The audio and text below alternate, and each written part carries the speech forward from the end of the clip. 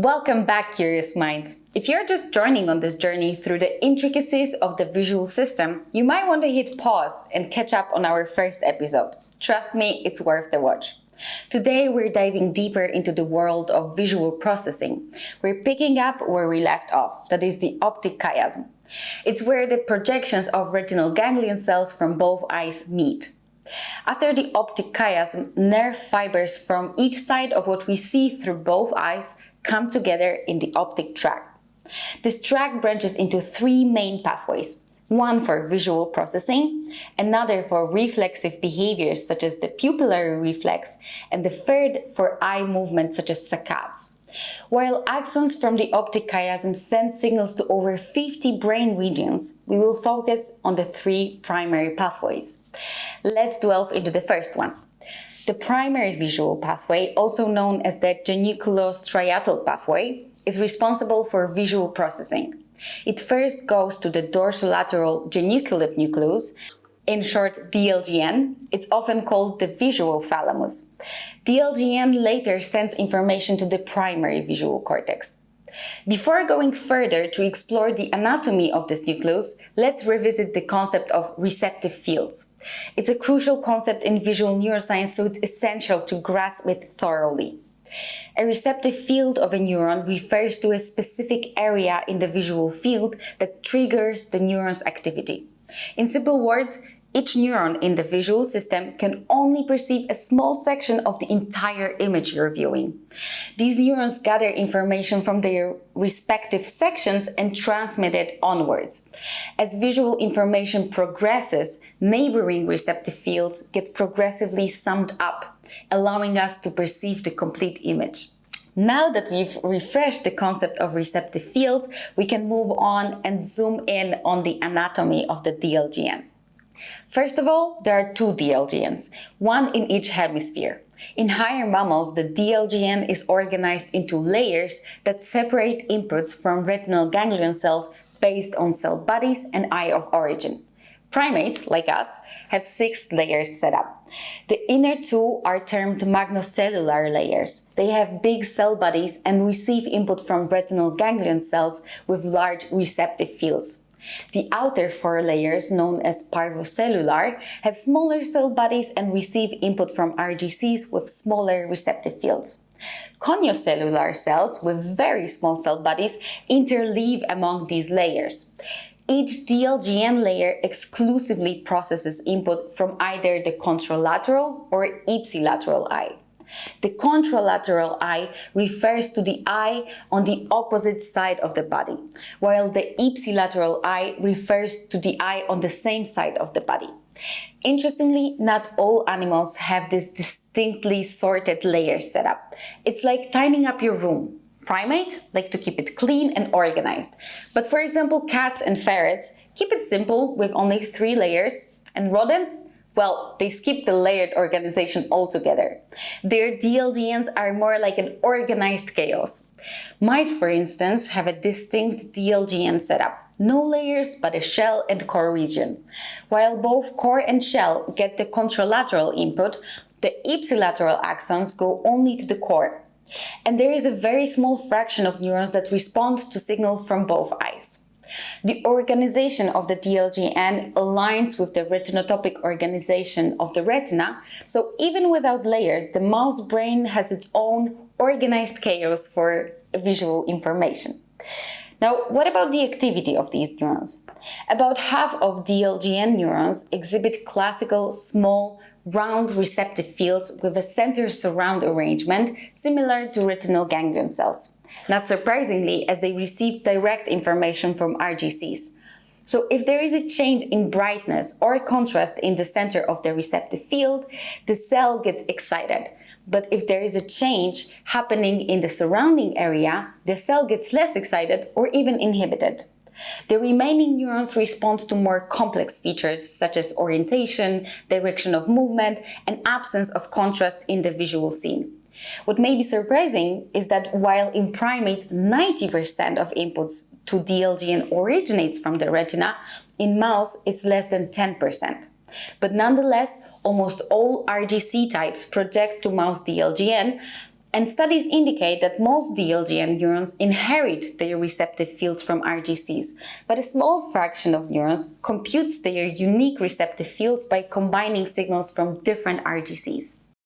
In case you're wondering what is the remaining 90% of mouse DLGN input, these are axons from layer 6 visual cortex, thalamic reticular nucleus, the superior colliculus, the brainstem, but also local interneurons. DLGN has long been believed to be just a relay station, without much of added value to the computations regarding the visual information. But there is more to that. Recent studies highlight the DLGN's role in neuromodulation and integration.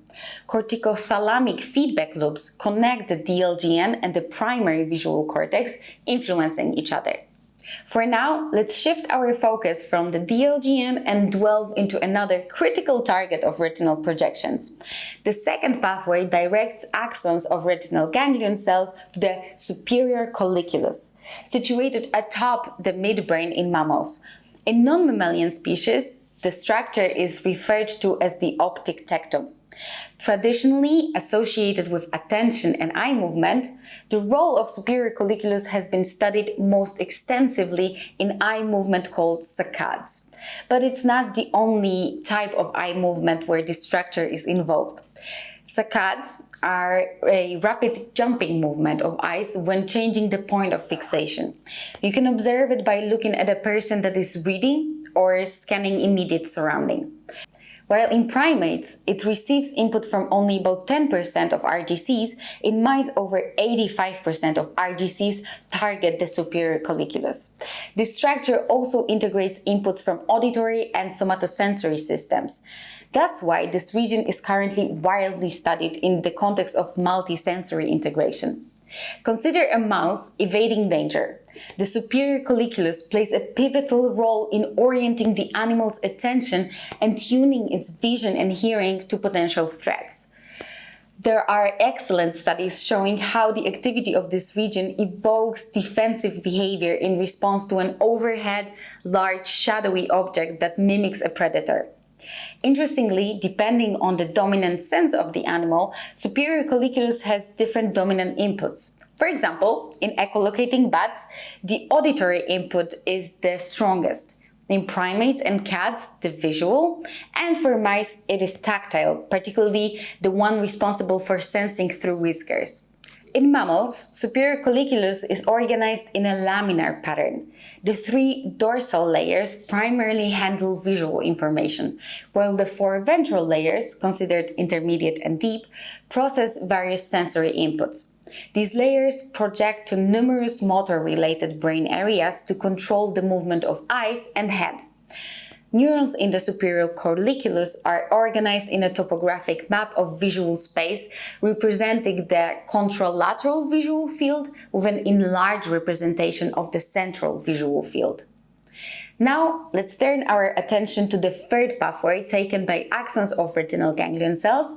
This pathway leads to the pretectal area, also known as pretectum. This region is also located in the midbrain. Pretectum consists of several nuclei that are all involved in responding to changes in light intensity. These are nuclei known for modulating the pupillary light reflex. As light levels increase, neurons in the pretectal area intensify their activity pattern, relaying information to the Edinger-Westphal nucleus, which controls the muscles regulating the pupil size. But pretectal nuclei are also involved in coordinating eye movements during smooth pursuit, that is, when the eyes remain fixated at a moving object and smoothly trace it, or during the accommodation reflex, when the eyes adjust to the change in object's distance to maintain focus. In primates, the pretectum receives bilateral projections from RGCs, but in mice, the input comes only from the contralateral eye.